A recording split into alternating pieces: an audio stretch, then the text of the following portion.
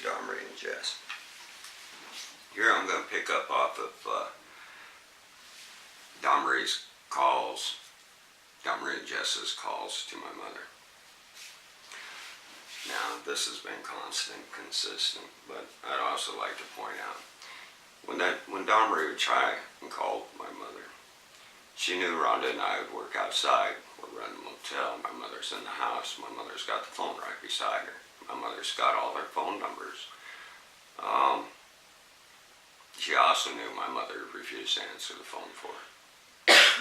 And to reflect on this, I will also point out that when she would try to call my mother 2-3 times and my mother refused to answer the phone, refused to talk to her, she would then call mine and my wife's phones, harassing us all day long. We'd get 10 to 12 calls from her in a day just because my mother didn't answer the phone, or because we were outside and she wanted to talk to my mother, and we'd tell her we're not forcing her to talk on the phone. That was in the beginning, even after mother's stroke. But Domry would call 4 to 5 times. My mother would refuse. She'd harass us on the phones. So then Domry would call Jess and have Jess call to see if my mother would answer the phone. Pretty much every time that Jess called, my mother answered the phone. It wasn't because we were inside, we were outside working. And a lot of times when we did force my mother to speak with my sister on the phone, you know, my mother's like, no, I don't want her whispering and stuff.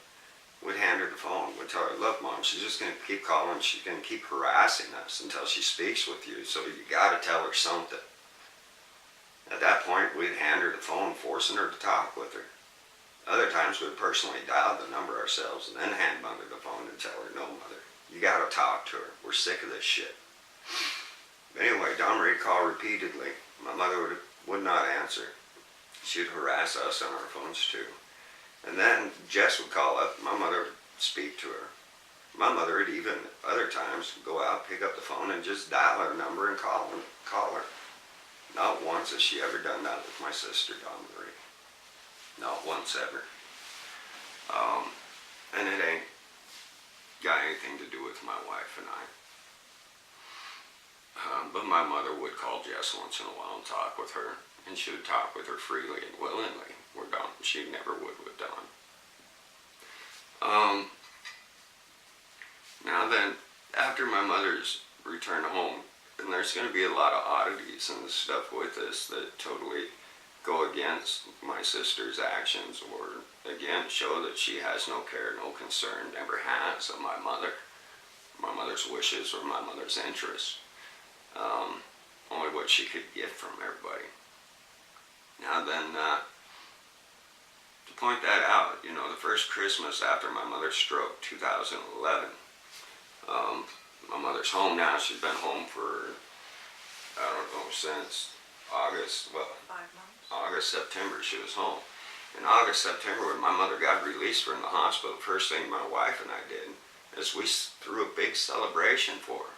We bought like a half a cow. We had a big old barbecue cookout. We had it downtown at the park. We invited anybody and everybody to it. Even Jess and Don, right? Even Jess and Don. They came out for a little bit. But we invited everybody to it. It was a big celebration we threw for my mother. We were happy and we were pleased. Don and Jess did come out to it. But let me focus on other aspects. When Domry and Jess did come out,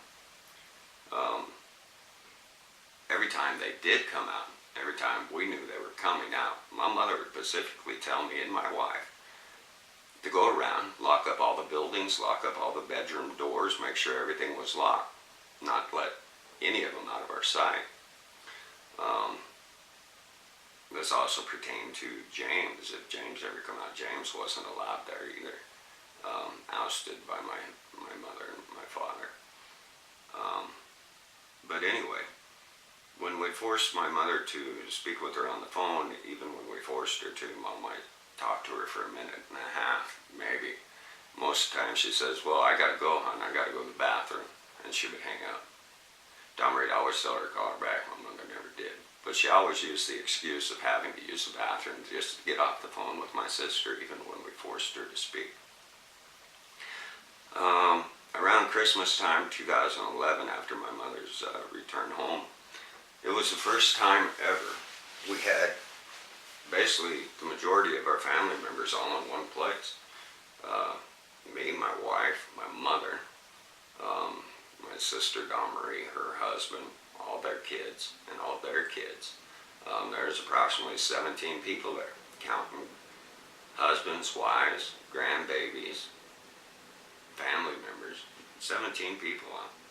Again, we had to lock everything up one thing or another. Matter of fact, Dawn Marie almost didn't even come out for that Christmas. She wanted to bring James out there, and my mother refused to allow James to come out, so my sister told my mother, well, if James can't come out, then none of us are going to come out. Merry Christmas. Finally, after Jess talking to my mother multiple times, my mother finally agreed to allow James to come out and all the family members come out. It was the first time we were all together and had all the family members, grandkids, everything. I thought it was kind of a neat occasion, even though we did have to keep eyes on everything and stuff. Everybody knew I was making a video, Christmas video for my Aunt Linda that I was going to post on Facebook and YouTube. Everybody knew this. And the videos, I go around, I take videos of everybody saying, hi Aunt Linda, Merry Christmas, we love you, we miss you, you know, and I'm getting everybody in the videos to post them. It was a glorious moment, I thought, at least for my mother. The next day, I go to post these videos on Facebook and YouTube for my Aunt Linda and the world to see. You know, I'm proud of my family. In regards. Next thing I know is I'm getting phone calls of harassment for the next 4 days from my sister Dawn Marie, telling me that I better take down all those videos off Facebook and YouTube, threatening me that she was going to sue me one thing or another. Her only reasons, her only statements was, I do not want to be seen or associated with any of you. I do not want to be seen or associated with any of you. That pertains directly to me, to my wife, and my mother. Threatening me with lawsuits if I don't take down those videos. Horrifically, I did. I took them down. But that is a scary issue that needs to be addressed. Why put on a fake face when you're going to threaten me with lawsuits? Fake face acting like you care for us or love us or respect us or that we're even a family. And then threaten me with lawsuits if I don't remove the videos of us being as a family, sharing it with other family members. You're going to call me up and threaten me with lawsuits just because you don't want to be seen or associated with any of us. That's pretty powerful, I think. Immediately after that, or around the time of Christmas, is when I tried filing a lawsuit against Ivor Watson pertaining to slander and defamation of character resulting in that of a felony stalking order against me. I wrote up a thing, I posted it the day before I filed the lawsuit, stating what I was going to do, what time I was going to go into town, what time I was going to file the lawsuit. When I went to town to file a lawsuit, one thing or another, immediately after, Ivor Watson comes in and tries slapping me with a second felony stalking order. The oddity within this one by itself is, again, when I go to court, they throw out the lawsuit, immediately invoke the stalking order. And in that case, the only evidence that she really used to try and get the second stalking order is pertaining to the very same day that I had posted on Facebook that I was going to go to town and sue her for slander and defamation resulting in a stalking order. I posted it, I go deliver it, the next day they have her right there to file second orders of stalking on me. Everything she listed in that courtroom that day for her reasons of stalking pertained to the very same day I went to town to file the lawsuit. She mentioned 5 places that I, my mother and wife, went in my mother's van, a silver van. 5 places we went to, stating that at every 5 places that we went to, we were stalking her, claiming that I was already at the business in a blue HHR when we weren't. We can only take my mother in the van, claiming we were there in these vehicles before she was there, that I was even inside taking care of business. Inside the store, not even in my car. She drove by and allegedly saw me. When I asked her in court, can you really consider that to be stalking? She said no. I still got slapped with the second stalking order. Surrounding these cases, going through that time, again, I asked Domri and Jess to testify in court. Domri, Jess, and Mike, because they're all permanent witnesses that could have cleared my name in any one of those slanderous cases with Ivor Watson. They all have valuable testimony. Each and every time they've refused to do this, clear up to present date. Matter of fact, Domri's even made statements that by doing so, to testify and tell the truth in court for me would endanger that of her family members. I still can't make sense of this. But anyway, that took place. Second stalking order got slapped on me. Jessica's reason for not testifying for me in court was related to me speaking out, etc., for the previous years. She said it wouldn't make any difference if she testified for me or not, so she wasn't going to get involved. She says rumors were that they were going to permanently remove me, even at that time. Later, and consistently since then, she's made comments to my Aunt Linda and other people that they were going to remove me, and she could not wait until they removed me. Other statements that she's made to my Aunt Linda is, I wish they would come take him away again. That she wished to see me gone and back in jail. This is horrific. February 12th, 2012, we're getting ready to move out of Wyoming. My family and I, like I stated earlier. And they came in and detained me. Now this segment will pertain to all actions, no actions, harassment, continued forward from the time of my detainment in 2012. First off, I would like to point out that just prior my detainment, my wife and I got married. 1 week before my detainment, we got married. At that time, my sister called us up and congratulated us on our marriage. Wished us well. Best of luck. Immediately after them detaining me, February 12th, within a week of my detainment, my sister's calling up my Aunt Linda. She's calling up Jessica. And she even personally called up my mother. Pissed off and angry. Again, like she had been promised something, or she already had a deal worked out with someone. Telling my Aunt Linda, Jessica, and even my mother that the only reasons my wife and I were married was to set her up.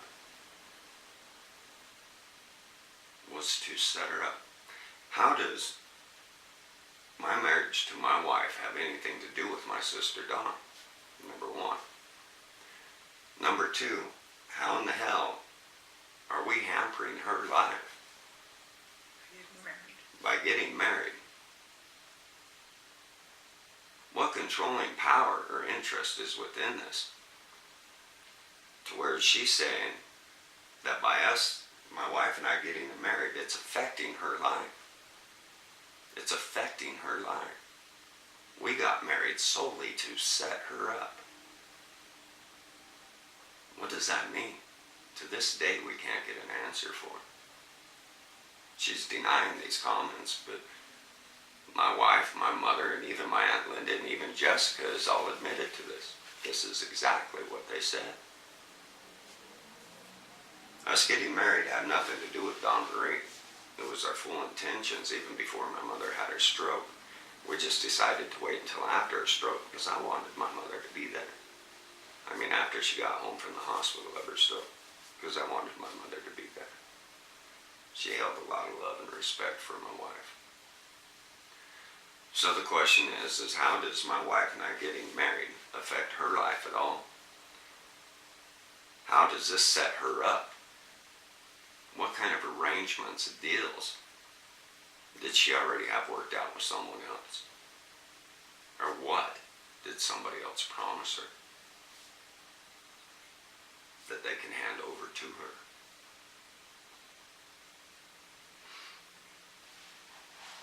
Immediately after my detainment, my niece out of the blue just wanted me to call her. I had nothing to speak to her about. Wanted me to write her, one thing or another, acting like she cared and wanted to get close. I never did. Didn't have the respect or honor for her. And again, they've offered no aid to my family, so what's the point in even talking? Immediately thereafter, they began harassing my wife on the phone. In very poor taste. Even to the point of trying to run off my wife to abandon my mother, which my wife would not do. My niece and so forth began calling my wife, telling her,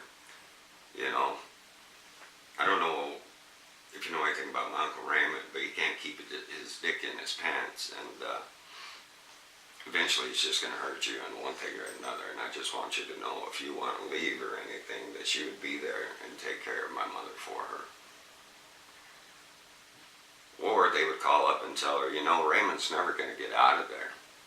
I can't see you wasting your life caring for Raymond's mother when he's never going to come home. Why sacrifice your life? Again, if you want to move or go back home, you can. And they would step in and care for my mother. A lot of different things they've said to my wife to try and run off my wife. Even around Mother's Day, my wife has been the only one by my mother's side other than me. And through the whole time of my detainment, my sister and niece has constantly refused to lend a helping hand to come in to sit with my mother even for a day so my wife can go do business and take care of responsibilities. They refused. They refused to come out and visit, and when they did come out and visit, every time money came up missing from the motel. I'm not talking $5, $10. I am talking $2,500, $4,000, $1,000, $15 here and there. Every time my niece and sister came out to visit on Mother's Day, on Thanksgiving, or just up out of the blue, thousands of dollars would come up missing from the motel bank account bag. This bag would be hid. We didn't always keep it in the vault because the vault was constantly being broken into. We'd hide it in money bags buried in the closet or in different places where nobody should know where it was at. My wife would step outside with my mother or something. One of them would automatically have to use the bathroom, or they would try and detain my wife while the other one went inside and scourged for money and or whatever else they could take.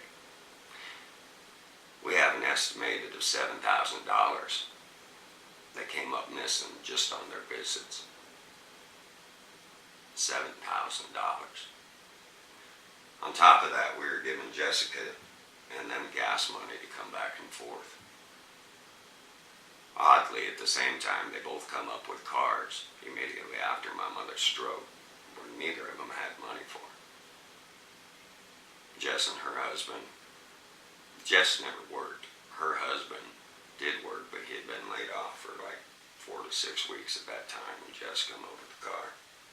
Don Marie and Mike were hurting for money, but still yet within a couple of months after Jess got her car, Don Marie had a car.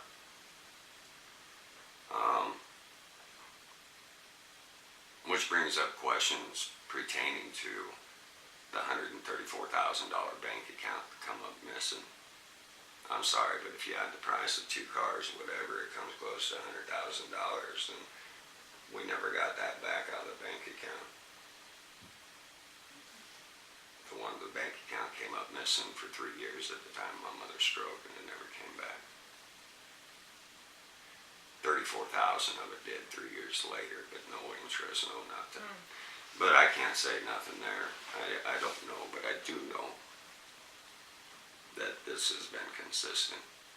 Mother's Day, they came out. That was one of the days when a lot of money come up missing. My wife been there, caring for my mother by herself, as well as running the properties and everything else in the motel. Mother's Day, Don Marie and Jess came out. They, I don't know, brought her some cake or flowers or did something. My wife's been caring for her forever and did something special for her for Mother's Day as well. Bought her some roses and everything else. Right, this was all before they even got there. We always celebrated Mother's Day with my mother. My Aunt Linda had spoken to my mother on the phone that day. My mother told her all the events and what my wife and them did were for Mother's Day. My Aunt Linda put a post on Facebook thanking Rhonda. What did she say? She wrote, "Thank you for making my sister's Mother's Day so special." But see, Little louder. Aunt Linda called your mom early on that day. It was like shortly right after I made your mom breakfast, and I gave her cards and flowers like we had talked on the phone. Signed a card for me and you. Just get into it. She was really happy about it. And then Aunt Linda called and talked to her on the phone and told her about this. This was before Don and Jess came up. But they did. They came up, and I guess Jess had her knees things done, so she wasn't sure if she could come up, but she did. It was a surprise. It was supposed to be a surprise. Yeah. Either way, bottom line, my Aunt Linda made a post after speaking with my mother stating that, complimenting Rhonda for taking such good care and loving my mother so much, even in my absence, to look out for these needs. And my niece, Jessica, gets on there and made another post. Oh yeah, well what the hell did Rhonda do for his mother? She said Rhonda, or her and Don Marie were the ones that made all the planning. And came out and surprised her and got her a cake. Yeah, come on, surprised her on Mother's Day when my mother probably didn't even want her there. And she wrote something like, "I'm sick of people getting credit for what she does." Right. But either way, she totally belittled you. Yeah. And everything in poor taste.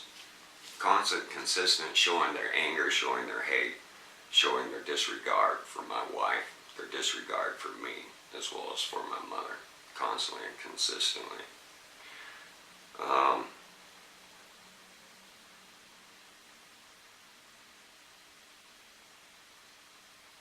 And it's been like that non-stop since.